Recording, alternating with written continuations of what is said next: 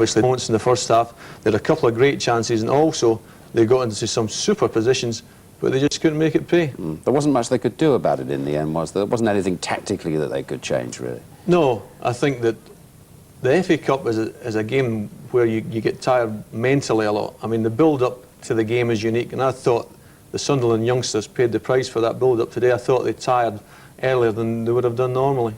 And Bruce had a sort of relatively quiet day, didn't he? A quiet day for Bruce, yeah. Bruce is the type of keeper that likes to be in the action. I mean, the goalkeeper before him, he'd been happy if he never touched it for 90 minutes, Ray Clemens, but Bruce, if he's not touched it for 10 minutes, he wants to get in the action, but... Yeah. He found a funny umbrella to play with. Yeah, he was all right. He had his moments at the end of the game. Well, let's take the Liverpool story on a little later this evening now, and Ray Stubbs reports. The start of what will surely be a long night of celebration was already underway when the Liverpool players and their wives and girlfriends finally got away from Wembley, having collected what they came for. Early anxieties all forgotten. The toy wasn't too bad, was it, at the end of the day? We had a good time tonight. Can you back off, son? Many people wanted to say well done. Singer Chris de Burgh offered his congratulations to the players in red. Wave at me out of a coach window, I got to come in. What are you doing, my missus? Good man, well done. Give us a song. Yeah. Lady in red, just won it for me here today. Let's go! And en route to central London and a celebratory banquet, there were reflections of the day and what it all means to Liverpool Football Club. Even the most experienced players have been affected by the importance of winning. I'm still reminiscing of what I was saying this morning because I was nervous. I've never been that nervous for an FA Cup final or any final in the past. I was nervous because it was a new experience for me. Liverpool, I've only played for Liverpool in the first division and I only wanted to play for Liverpool, and we had to get into Europe for that. As I've said before, the kids that have played here and the old school that have played, they wanted Europe so badly. You know, we were let down with one tragedy in Europe. We came back strong after 6 years and last year. And next year we're in a different competition, the Cup Winners' Cup. Yes, it's still Europe and we're going to play against the top sides in Europe again. The scorer of Liverpool's first goal, Michael Thomas, was hoping his performance today would help his teammates forget a day when things didn't go so well.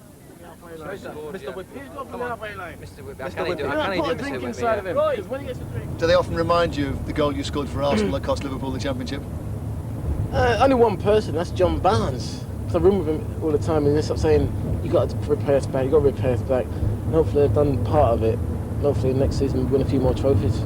What do you remember about the goal you scored at Wembley? All I remember is Steve Mann going down the wing, going past two players and then put it in between some of them, and then it felt just right for me to set it on the volley. I just thought, it was a nice feeling to score. Well, that's what it's all about. What the lads won this afternoon. They showed great character because it was difficult in the first half. Well, I mean, when there's no goal scored in the first half, you're always on tender hooks because if the opposition score, then it makes it harder. But these lads are brought up not to try and lose a goal. And at half-time, or before half-time, we talked about changing the formation. But we said we wait till half-time, we don't lose a goal, we're still in the game. And then we made the change, and it was bingo. Steve McManaman produced the goods, but again the other 10 were there as well, and they helped it as well. What did Graham say after the game? You must have had it. Well, Graham all through. Graham was down at the hotel yesterday, and he was there today, and he controlled himself well on the line, and he's made up as well. He wanted to jump up and down, but he knew he couldn't, and this will do him the world of good, and he'll be back in July when we start training. He'll be back before that. Tomorrow, the Liverpool squad return home for a tour of the city. Thousands are expected to turn out. Tonight, this year's FA Cup winners have remained in the capital to concentrate on singing, dancing and celebrating their success. And here's the squad going into their celebrations just a short time ago. Well, how do you see the next season now for Liverpool? Obviously, they're in Europe. Do you think there'll be many changes in the team, in the squad, in the close season? Well, it's difficult to say. I mean, Barnes' contract's up, Ian Rush's contract's up. Souness has got a lot of deciding to do if he's going to keep these two. There's talk of them buying the goalkeeper from Watford. Whether they buy him or not, I don't know. But certainly it was imperative they won that game today for the finances of the club. They're building a new stand, and I think it would have been a disaster for them if they hadn't got back in Europe. And what about the future of Graham Souness himself? Well, Graham's the type of character that will be back. I think that he loves football. Football is his life. I mean, obviously he's going to be fit again after this triple bypass. I think the doctors told him that the only things he can't do are the marathon and play squash, which he never done anyway. So, as Ronnie Moran said in the interview there, I think he'll be back before July and he'll be eager to go. But the priorities, as always, for Liverpool Football Club will be the First Division Championship next season. And from that point of view, they had a bad season this season. They finished 6th. And there were hints about Ronnie Moran perhaps not having a future at Liverpool. What do you feel about that? I think he'll be there. I think he's got 2 years left in his contract. And again, nobody could ever underestimate the part he's played in 25 years of Liverpool's success. He's been you would associate Shankly, Fagan, Paisley, Dalglish, but he's been a main part of it as well. Okay, Alan, thank you very much indeed. Well, now let's briefly show you the highlights of the Scottish Cup final between Rangers and Airdrie, commentators at Hampden Park, Billy McNeil and Jock Brown. And you wonder if the confidence will be rising in the Airdrie ranks. They've coped so well so far in the match, but just a couple of recent attacks. Here's David Robertson, a stumble by Kirkwood. Robertson plays it in low. Higley! Rangers take the lead. Right on the half-hour mark. A very unfortunate slip by David Kirkwood in a vital moment, allowing David Robertson to set up Higley for his goal number 23 of the season. Higley and Caesar couldn't get to that. McCall sets up McCoist. That's a good effort by McCoist. And deadly finishing pays off once again for Rangers. Right on the half-time whistle, that may well be the killer goal in the final. 10 minutes remaining.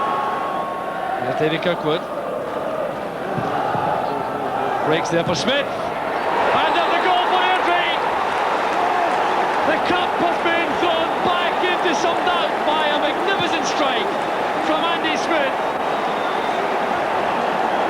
It starts with a good strike here. It gets a little deflection. It's back. Not an easy ball to hit. What a marvellous strike with this young man. Well, it's these Rangers supporters who are able now to celebrate.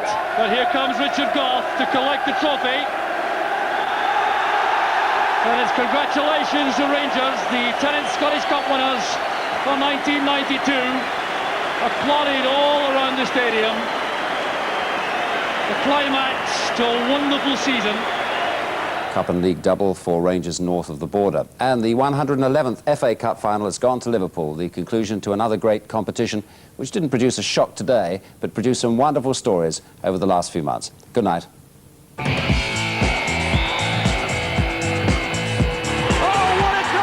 Thomas! Oh, he scored! Steve Watkin has got a goal! And Arsenal face humiliation.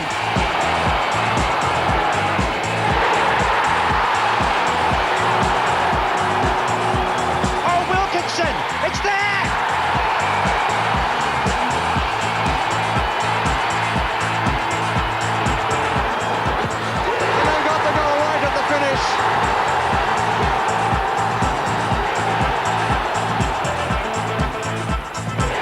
Orient from the 3rd division lead Oldham from the 1st by 4 goals to 2.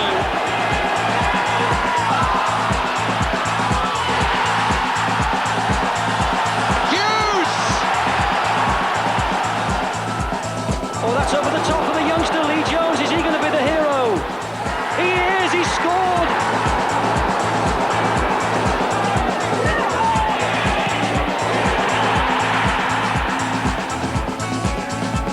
Allen was there too, and that's the goal! Good volley! Oh, yes!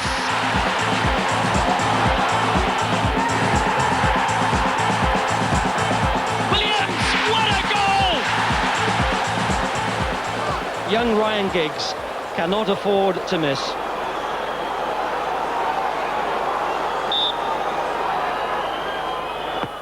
He saved it. It's all over. Southampton are through.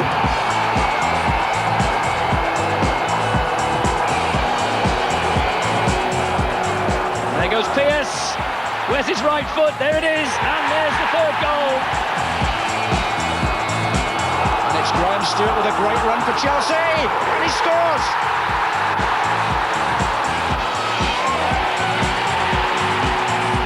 And now it's Froggatt. And there's the shot. And what a goal. He's a real awkward player, John Byrne. He's made it too.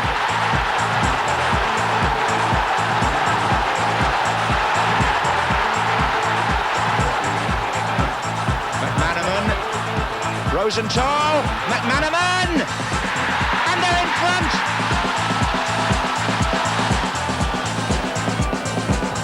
Oh, that's a wonderful goal by Clark. Is there one hope left? Oh, there is!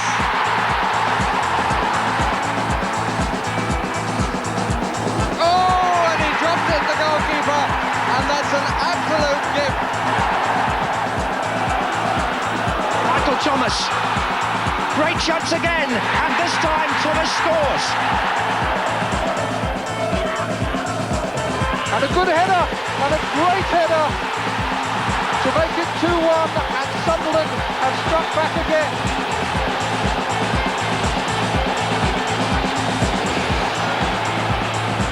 Beckford, cross, oh, and the header by Sutton, it's gone in, it's there. That's a good-looking ball. It's Anderton. A real chance for Pompey. Darren Anderton. It's there. Oh, it's gone in. It's been followed in.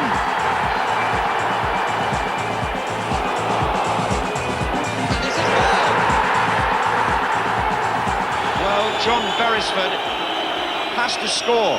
Otherwise, Liverpool are in the final. That's it.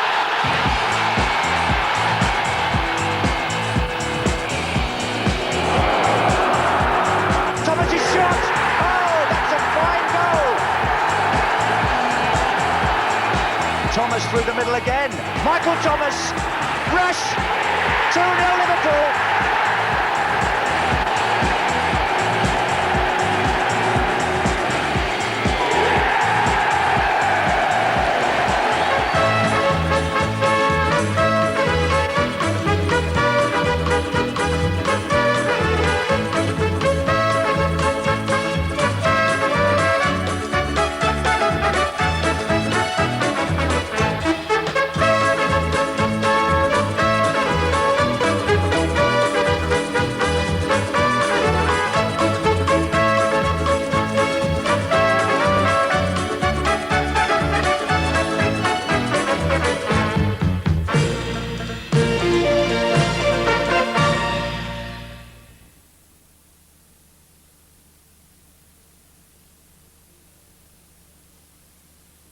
Well, there's a chance to savour some of the finest moments in football on these BBC Match of the Day videos covering 25 years of vintage soccer and available now.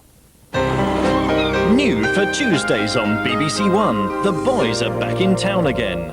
Melbourne Confidential, Reg Toomer here. They're dedicated. Finish it early in the morning. They're motivated. Oh, you need to call them money, Reg. They're a partnership.